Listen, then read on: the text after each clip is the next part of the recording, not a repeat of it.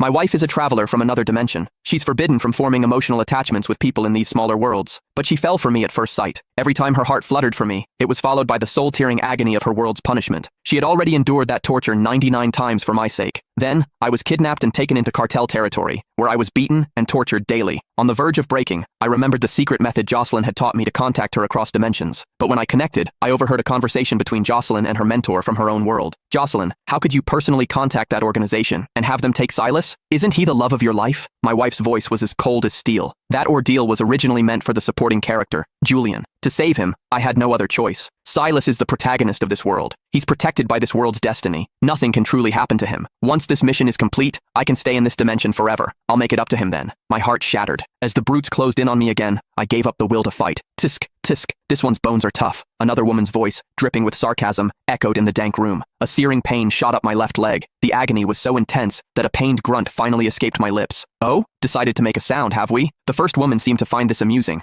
I forced my eyes open. The woman leaning over me was caked in garish makeup, her face twisted with a sick excitement. She brandished a red-hot iron rod in front of my face, then shoved it violently into my chest. Ah! I screamed. It felt like my insides were boiling, the burning sensation spreading through every nerve in my body. That's more like it. It's no fun if you don't scream, the woman cackled, satisfied. She then pressed the rod against the other side of my chest. I clenched my jaw, fighting to stay silent. I knew the more I struggled, the more they enjoyed it. All I could do was endure, praying for it to end. They'd already severed the tendons in my wrists and ankles. I was nothing but a broken toy for them to abuse. Which number is this? Have we used 8 different instruments yet? It was Jocelyn's voice, clear and crisp as always, coming through the connection. This is the 7th. Does it really have to be so exact? Her mentor asked, a hint of pity in her tone. You know Silas was the one who saved you back then. Why are you so determined to repay this debt to Julian? My eyelashes trembled. During that landslide years ago, I was the one who clawed through the rubble to dig her out. I carried her to safety before collapsing from exhaustion. When I woke up, she insisted that Julian was her savior. No matter how I tried to explain, she wouldn't believe me. It turns out, it wasn't that she didn't believe me. She was doing it on purpose. Marrying Silas already betrayed Julian's devotion to me. I don't want him to suffer through this too, Jocelyn said. If a man goes through something like this, his life is ruined. Jocelyn sighed, her voice filled with a hollow guilt. Lying on the filthy plank of wood, I laughed until tears streamed down my face. She knew this would ruin a man's life, yet she was still so heartless. She claimed to love me, but she was the one who pushed me into this hell. Did her betrayal not count? A sharp pain erupted in my abdomen. I gasped for air, but all that came out was blood. One of the men across the room yelled in panic. What's wrong with him? Is he dying? Her mentor's voice grew tense. Jocelyn, Silas is fading.